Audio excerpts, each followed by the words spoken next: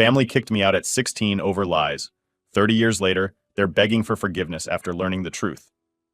Hey Reddit, so I've been lurking here for a while and thought it was about time I shared my story. It's been a pretty wild 30 years, and I wanted to give you all the details, so bear with me because this might get a bit long. Alright, so let's start from the beginning. I lost my mom to breast cancer when I was 12 years old. It was just me and my dad after that, and honestly, it was one of the hardest times of my life. But we managed to stick together and get through it somehow. When I was 14, my dad met this amazing woman named Ashley. They hit it off, and before I knew it, they were getting married. Ashley came with 2 kids of her own, David, who was also 14, and Anna, who was 12. So suddenly, I went from being an only child to having a stepbrother and stepsister. At first, things seemed pretty good. I got along well with Ashley and Anna. They were kind and made me feel welcome. But David? Not so much. From the get-go, David and I just couldn't see eye to eye. We were always arguing and fighting about something. My dad would constantly tell me to cut David some slack because he'd been the man of his house for a while. But it felt like no one understood that this was new for me too. When I was 15, I met this girl at school named Emma. We started dating as much as you can date when you're 15, you know? We'd hang out, go to the movies, that sort of thing. But here's the kicker. David had a huge crush on Emma and was super mad that I asked her out before he could. One day he even started a fight over it, and my dad had to step in to break it up. Somehow, though, I ended up being the bad guy in the whole thing. Then things got way worse after my 16th birthday. One day, my stepmom was putting away my laundry and started yelling out of nowhere. This was super awkward because Emma was at our house at the time. We all rushed to my room to see what was going on, and there was my stepmom holding several pairs of Anna's underwear and accusing me of having them in my drawer. I was shocked. I had never seen them before and had no idea how they got there. I tried to explain that I didn't know anything about it, but no one believed me.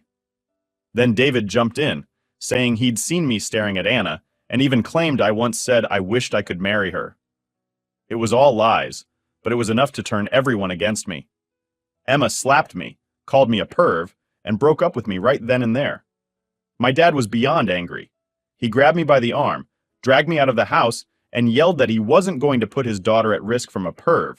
Not the exact word he used, but you get the idea. I was crying, banging on the door, trying to get back in and explain, but my dad had had enough. He opened the door, shoved me to the ground, and told me to get lost. I told him I had nowhere to go, and he just said that wasn't his problem and slammed the door.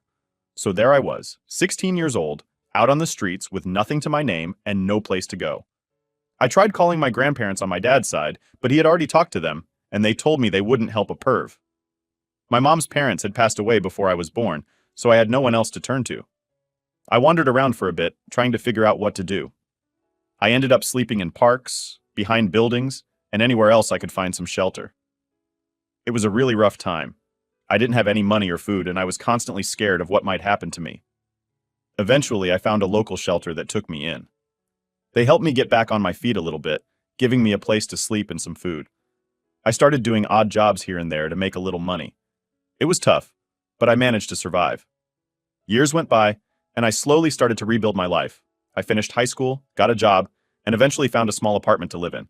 It wasn't much, but it was mine, and I was proud of how far I'd come.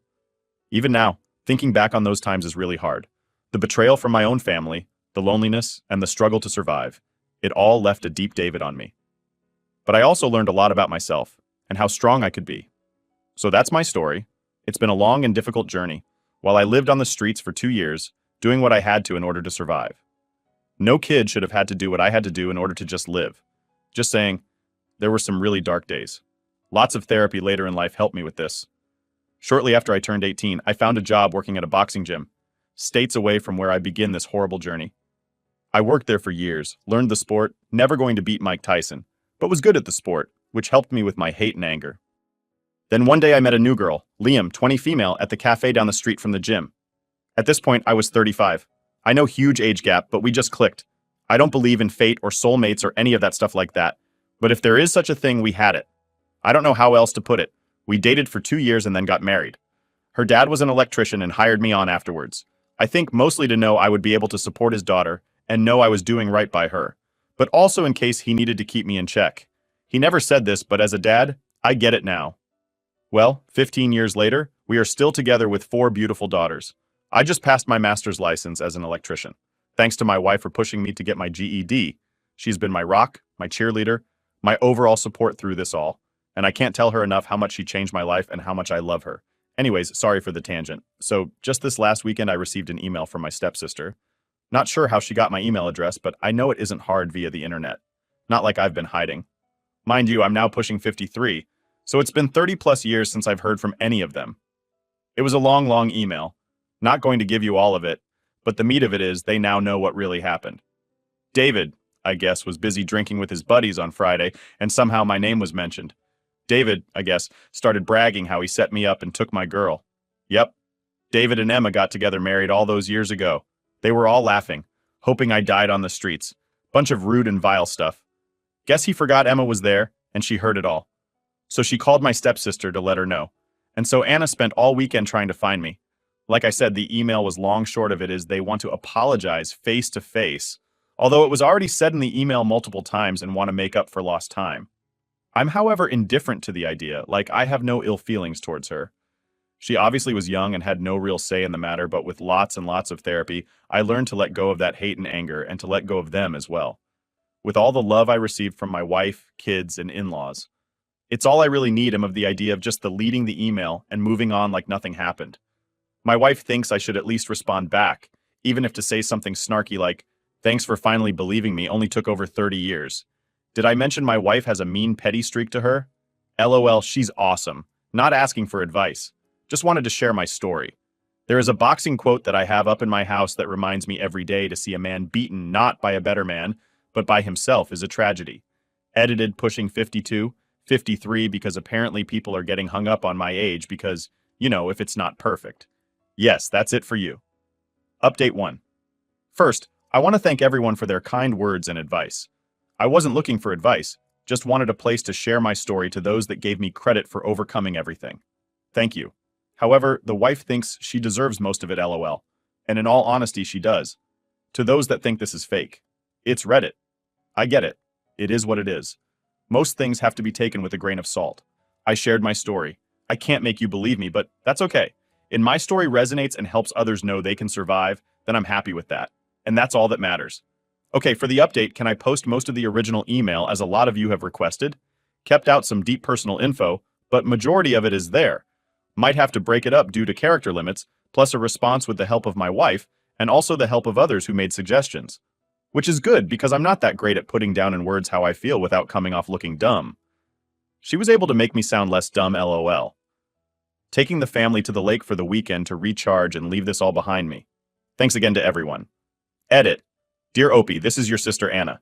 As I sit down to finally reach out to you after what feels like an eternity, I would like to explain why I understand if you choose not to read this, but I truly hope you will take the time to at least hear me out. First of all, I want to apologize for never taking the time to contact you. Before I was misled by David and Dad, who constantly painted a negative picture of you in my mind. They filled my head and heart with lies, and made me believe that you were someone you were not. For a while, I held on to hope that you would come back home. But as time passed, and their words continued to poison my thoughts, I let go of that hope, and allowed myself to believe the worst about you. It pains me to admit that I even started to hate you, despite the fact that deep down, I always considered you a brother to me. I felt betrayed by the twisted image that was presented to me, and I regret not reaching out to hear your side of the story sooner. A lot has changed in our family since you left. I got married, and now you're an uncle. Mom and Dad are still together and are preparing for retirement. David and Emma eventually got married and they have no children. However, the truth that has recently come to light has shaken the very foundation of everything I thought I knew. On Friday, Emma overheard David boasting about how he orchestrated the setup against you, how he manipulated the situation to make you look bad, and how he convinced us to turn against you to his friends as they all got drunk.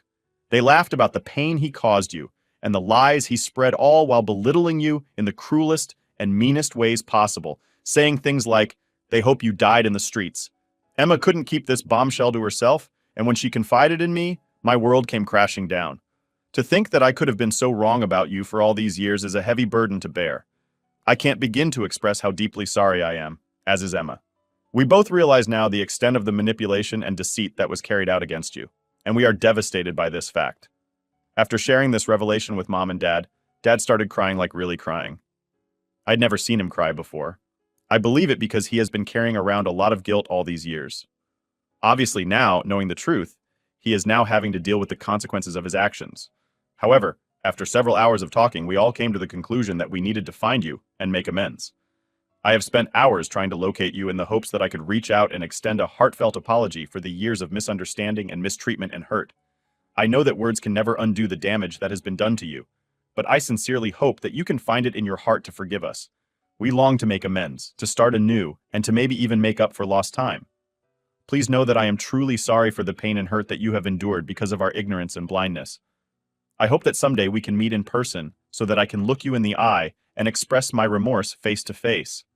I can only hope that you will consider giving us a chance to right the wrongs of the past and to heal the wounds that have been inflicted on you by us. With all my love and sincerest apologies, your sister Anna.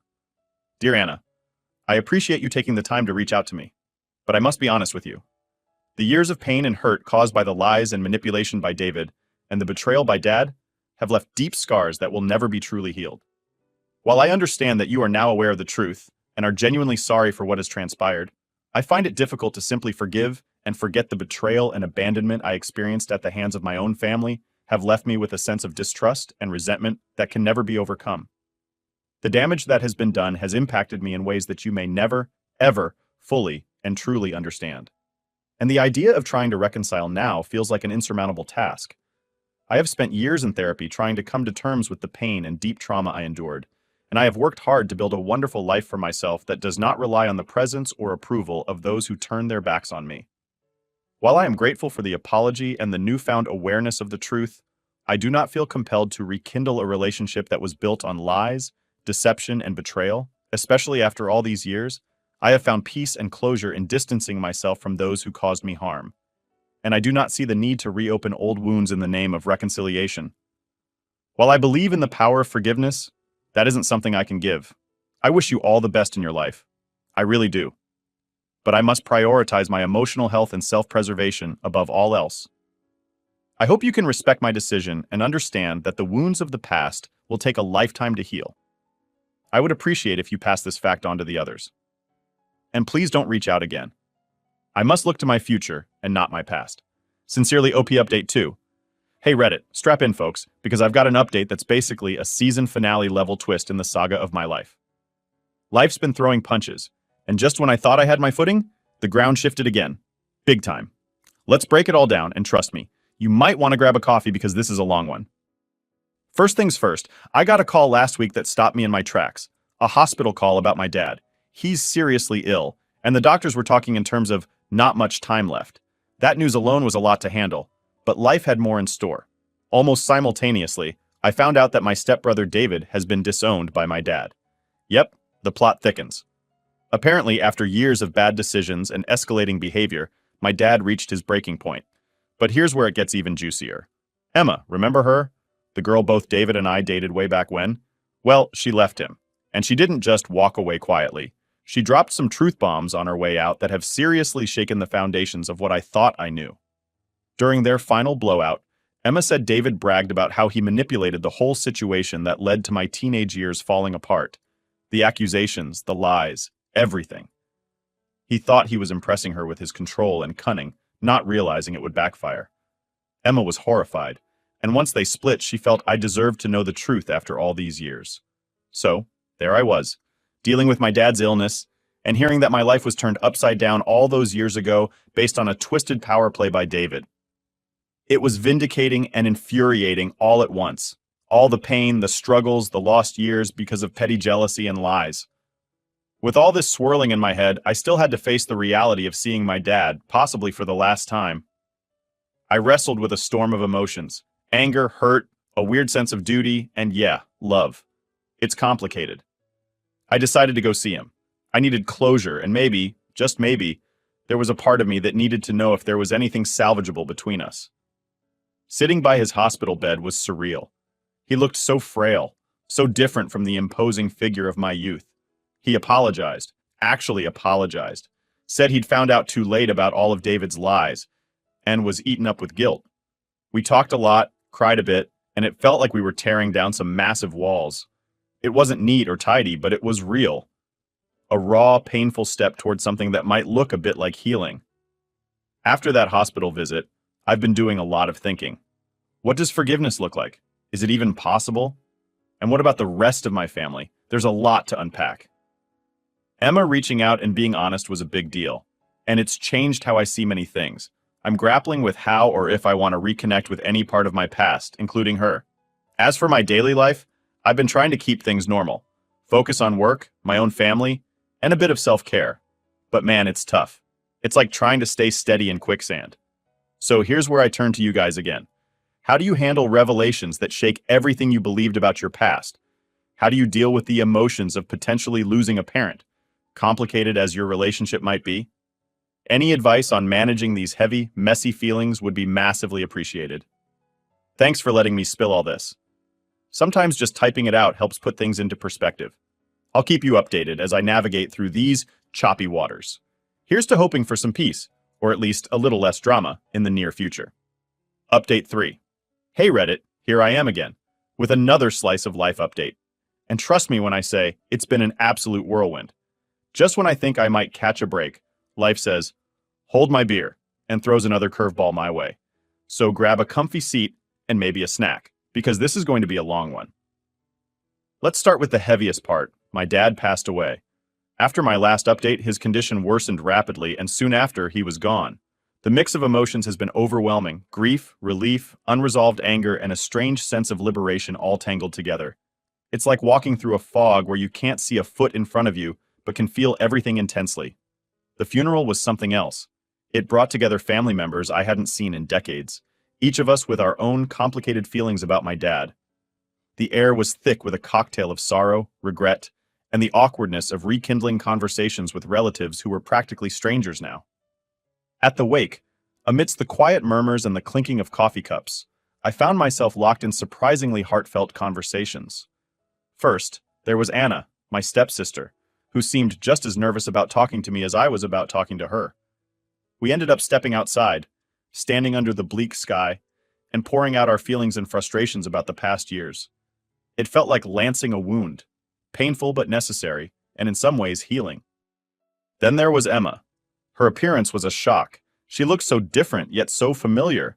We barely spoke at the funeral, just a few awkward glances. But a few days later, she reached out asking to meet. I was hesitant but curious. Over a long coffee that went cold too soon, she told me everything. How David had twisted things, how she'd been manipulated, and how sorry she was for everything that had happened. It was a lot to process. We parted with a tentative agreement to try and move past our history, though what that means, I'm still figuring out. These past weeks have forced me to confront my feelings about forgiveness. It's one thing to forgive someone who's no longer here, like my dad. It's an abstract kind of peace. But forgiving those who are still alive, who can still hurt you or ask for forgiveness, that's a whole different ballgame. I've started journaling again, something I hadn't done in years. It's become my nightly ritual, a way to debrief myself on the day's thoughts and happenings. It's surprising how much you can learn about yourself just by writing down your thoughts. Looking forward, I'm cautiously optimistic. I've decided to take small steps towards rebuilding some kind of relationship with Anna, and maybe even Emma. It's not about picking up where we left off, too much has changed for that, but maybe building something new on the ruins of the past. I'm also seriously considering starting therapy. I've realized that some wounds are just too deep to heal on their own, and maybe it's time to get some professional help to sort through this maze of emotions. So here I am, asking for your wisdom once again. How do you rebuild trust with people who have hurt you in the past? How do you balance the hope of reconciliation with the protection of your own emotional health? And how do you handle the grief that comes from losing someone who was both a source of pain and love in your life? Thank you all for sticking with me through this journey. Your words of encouragement, advice, and sometimes just the comfort of knowing someone out there is listening have been more helpful than I can express. I'll keep updating as I navigate through these uncharted waters. Here's to hoping for calmer seas ahead. Update 4. Hey Reddit, I'm back with yet another deep dive into the ongoing saga of my life. This journey has been filled with ups and downs, and your support has been instrumental in helping me navigate through. So grab your favorite snack, maybe a comfy blanket, and settle in because there's quite a bit to unpack today. Life post-Dad's passing has been a roller coaster. While it brought closure on some fronts, it also opened up a whole new set of dynamics within the family. particularly with Anna and Emma. Both relationships have evolved in ways I never expected, leading to some introspection about forgiveness, acceptance, and moving forward. After reconnecting at the funeral under such somber circumstances, Anna and I have been cautiously circling back into each other's lives. It started with tentative texts and progressed to regular phone calls. We even managed a couple of face-to-face meetups for coffee, which felt like stepping back in time but with a new perspective. These meetups have been about untangling the past, confronting our memories, and discussing everything from daily trivialities to deep-seated family issues. It's been both healing and harrowing, peeling back layers of misunderstanding and hurt that had built up over decades. Anna shared more about her own experiences in the family after I was kicked out, how things weren't as perfect as they might have appeared, and how she struggled with her own issues regarding David and our dad. Hearing her side has been eye-opening and has given me a new lens through which to view our shared history. Emma reaching out was a curveball I didn't see coming. After our awkward interaction at the funeral, she sent me a long, heartfelt message asking if we could meet and talk. I agreed, albeit with some reservations. We met at a quiet cafe, a neutral space that seemed fitting for such a conversation.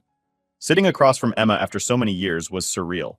She apologized profusely for her part in the misunderstandings and the pain that followed. She explained how she had been manipulated by David, her vulnerability exploited in a game I didn't even know we were playing. While I appreciated her honesty, forgiving her wasn't straightforward. It's one thing to understand intellectually, quite another to reconcile emotionally. However, our conversation did bring some peace. It helped me close a chapter that had been left open, filled with questions and what-ifs. We parted ways with a mutual understanding that while the past couldn't be changed, acknowledging it could help us both heal and move forward. On a personal note, I've started seeing a therapist to help navigate my feelings about all these developments. The sessions have been incredibly valuable, providing me with tools to process grief, handle complex family dynamics, and forge a path toward healing. Therapy has also encouraged me to explore my own needs and boundaries, ensuring I don't lose myself as I reconnect with these parts of my past. Looking ahead, I'm cautiously optimistic. I'm learning that relationships can be rebuilt, even from the most fractured foundations, but they require work, patience, and a lot of understanding. As I continue to rebuild these bridges, I'm also keenly aware of the need to protect my emotional well-being. As I venture further into this journey of reconciliation and healing, I'd love to hear your thoughts on navigating complex family relationships. How do you maintain boundaries while opening up old wounds? How do you ensure that forgiveness doesn't compromise your well-being? Thank you again for all your support. Your advice and kindness have been a beacon during some of my darkest days. I'll keep you updated as this story unfolds. And here's to hoping for more healing and fewer storms. Update 5. Hello Reddit, here I am, back at it with another update from the soap opera that is my life. Thanks a bunch for sticking with me and dishing out all those nuggets of wisdom. They've been a lifesaver, literally. Grab your favorite snack because this update's a doozy and there's a lot to unpack. Life has been, well, a lot. Between rekindling old relationships and dodging emotional landmines, it feels like I've been running an emotional marathon. Let's dive into the latest chapters of this saga. My relationship with Anna has taken on a life of its own. We've gone from cautiously circling around each other to genuinely rebuilding the sibling bond we lost so many years ago. It's been a ride, sometimes bumpy, but mostly good. We've been hanging out more, having those long, deep conversations that you can only have with someone who really gets it, who's been through the trenches with you. Recently, Anna hosted a family dinner and invited me over. Yeah, stepping into that house after so many years was like walking into a time capsule. But this time, it felt different, more welcoming, like I was stepping into a new chapter rather than revisiting an old one. We laughed, we reminisced, and for a few hours it felt like the past had been just a bad dream. It was healing, in a way I hadn't expected. Now, onto the more tangled bits. Emma and I have been trying to find some sort of closure or new beginning, but man, it's been tough. After our initial catch-up, which felt promising, things got a bit rocky. We met up again to try and untangle some of the emotional knots from our past. Let's just say it didn't go as planned. Turns out, old wounds don't always heal cleanly, and sometimes they start to itch. We ended up reopening some old arguments, and all those unresolved feelings came flooding back. It was raw and a little bitter. We decided that maybe some relationships are better left in the past, or at least need more time to figure out what they're supposed to be now. We're on a break, giving each other space to breathe and figure things out. Therapy has been my lifeline through all this. It's one thing to navigate complex family dynamics, but it's another to do it while keeping your own mental health in check. My therapist has been fantastic, helping me explore my feelings about forgiveness, change, and what it means to move forward. We've been talking a lot about the idea that healing doesn't always mean going back to how things were. Sometimes it means creating something new, something hopefully better. This perspective has really helped me manage my expectations and work towards building relationships that are healthy and supportive, not just tied together by a shared past. As for what's next, I'm taking it one step at a time. I'm excited about some new opportunities on the horizon, some potential job offers and a couple of creative projects that might just see the light of day soon. I'm also focusing on enjoying the now, spending time with people who uplift me, diving back into hobbies I love, and maybe, just maybe, starting to date again. I'd love to hear from you guys. How do you handle when old relationships don't pan out the way you hoped? How do you keep moving forward when the past keeps pulling you back? Any tips on managing the delicate balance of hope and realism would be super appreciated. Thanks again for all the love and support. It really does help, more than you know. I'll keep you updated as things evolve, and who knows, maybe the next update will have some good news. Here's to hoping for smoother sailing ahead. Cheers!